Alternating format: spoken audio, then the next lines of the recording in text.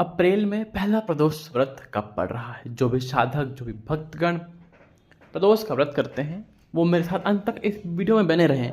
मैं उन्हें पूजा विधि, जानकारी आदि सारी चीज़ें आज देने वाला हूँ। अप्रैल में पहला प्रदोष व्रत दिन गुरुवार को पड़ रहा है, जो कि है 10 तारीख को। 10 तारीख को दिन गुरुवार के दिन प्रदोष का व्रत पड़ रहा है, जो कि इस दिन गुरुवार भी है। तो आप इस दिन हरि और हर दोनों की पूजा का विधान है। आप इन दोनों की पूजा करें, प्रदोष व्रत करें और भगवान शिव से अपना मन चाहा वरदान प्राप्त कर लें। कहते हैं प्रदोष के टाइम पे भगवान साक्षात शिवलिंग में आकर विराजमान हो जाते हैं।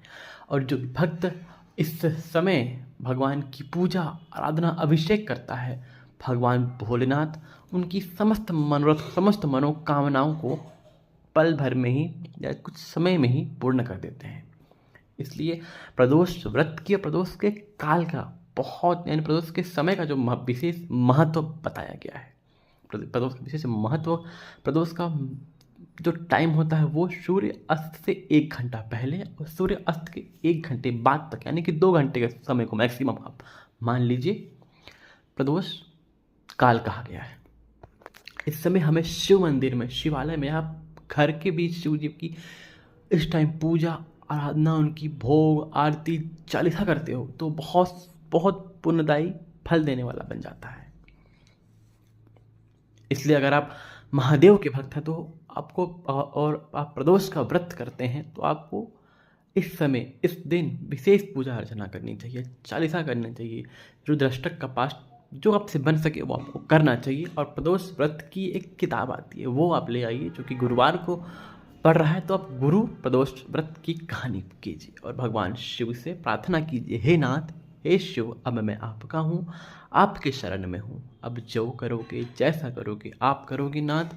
मुझे मेरे भविष्य का नहीं पता, आगे का नहीं पता, पीछे का नहीं पता।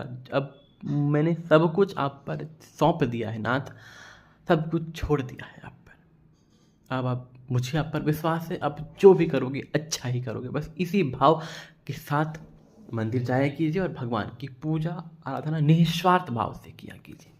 कहते हैं निस्वार्थ भाव से किया गया पूजन, भाव भगवान भोलेनाथ अवश्य सुनते हैं, क्योंकि भगवान से कुछ छिपा नहीं है। वो अपने भक्तों के हर दुख को, हर दर्द को समझते हैं, जानते हैं और उनके अनुरूप उनकी फल उन्हें प्रदान करते हैं।